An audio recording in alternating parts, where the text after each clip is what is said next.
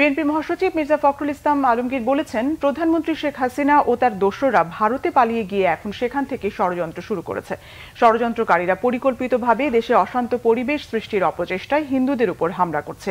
ঠাকুরগাঁও প্রতিনিধি খোদা বক্স ডাবলুর পাঠানো তথ্যচিত্রে দেখুন ডেস্ক রিপোর্ট।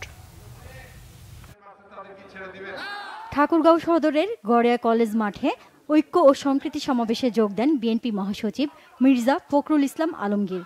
প্রধান অতিথির বক্তব্যে দলের মহাসচিব অভিযোগ করেন, শেখ হাসিনার দানবীয় সরকার কোটা আন্দোলনকারী শিক্ষার্থী ও নিরীহ মানুষকে নির্বিচারে গুলি করে হত্যা করেছে।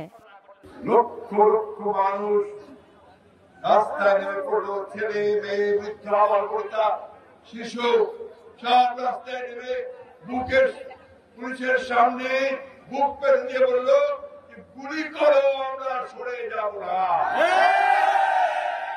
আমাদের রংপুরের সাইডের কথা মনে আছে, ঠিক একইভাবে মুগ্ধর কথা মনে আছে, যে পানি লাগবে বলে কাঁদছিল, সেই ছেলেকে পয়েন্ট ব্ল্যাঙ্ক গুলি করে মারলো। এই ভয়াবহ দানবীয় সরকারের এই আইন শৃঙ্খলা রক্ষা বিশেষ করে পুলিশ যেভাবে অত্যাচার নির্যাতন চালিয়েছে আমাদের নিরীহ মানুষের উপরে, ভাষায় বর্ণনা করা যাবে না। তার ফলশ্রুতিতে বাধ্য হয়েছে হাসিনা 5 তারিখে দুপুরবেলা হেলিকপ্টারে করে দেশ ছেড়ে পালিয়ে যেতে বলল। মির্জা ফখরুল এ সময় বলেন, রাজনৈতিক পট পরিবর্তনের সময় ছোটখাটো 2-1টা ঘটনা ঘটতে পারে, কিন্তু সেটা ধর্মীয় হামলা নয়। এখানে হিন্দু মুসলমান আপনারা একসাথে থাকবেন, সবসময় একজন আরেকজনের বিপদের পাশে দাঁড়াবেন। কেউ কখনো যেন এটা মনে না করে, বিশেষ হিন্দু ভাইরা মনে যেন না করে যে আমরা অন্যদের দ্বারা, মুসলমানদের দ্বারা আমরা জাতি মনে না করে। যে আজকে এই ধরনের কোন কথা বলবে, কাজ করবে, তাকে আপনার পাকড়াও করবে, ধরবেন, ধরে নেতৃবৃন্দ স্বীকার করে তাকে সেনাবাহিনীর হাতে তুলে দেবেন। পরিষ্কার কথা, আমাদের কোনো দ্বিমত নাই। সাবেক সরকারের 15 বছরে বিএনপির প্রায় 700 নেতাকর্মীকে গুম করা হয়েছে বলে অভিযোগ করেন বিএনপি মহাসচিব। বলেন, নির্যাতনের পরও বিএনপি কখনো হাল ছেড়ে দেয়নি। এই যে নির্যাতন, নিপীড়ন, হত্যা, গ্রেপ্তার, এই করে 15 বছর এই সরকার কাছে বিগত আগস্ট মাসে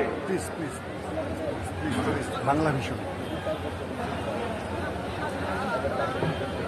আপনারা দেখেছেন যে আমাদের প্রায় 27,000 নেতাকে গ্রেপ্তার করা হয়।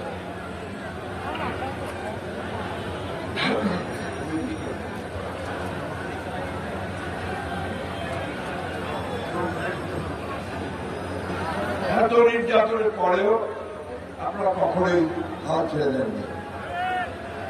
এরপর যখন এইবার আন্দোলন শুরু হলো, ছাত্ররা, আমাদের সন্তানরা, আমাদের ছেলেরা যখন আন্দোলন শুরু করলো, তখন আস্তে আস্তে আন্দোলন যখন শুরু করলো, তখন তো প্রায় 6জনকে হত্যা। এর আগে বিএনপি মহাসচিব দিনাজপুরের সৈয়দপুর বিমানবন্দরে পৌঁছালে শত শত মোটরসাইকেলের শোভাযাত্রায় তাকে স্বাগত জানান নেতাকর্মীরা। সেখানে শহীদ সরণিতে নেতাকর্মীদের উদ্দেশ্যে বক্তব্যে সকলকে শান্ত থাকার আহ্বান জানান Mirza Fakhrul. Bangla vision news desk.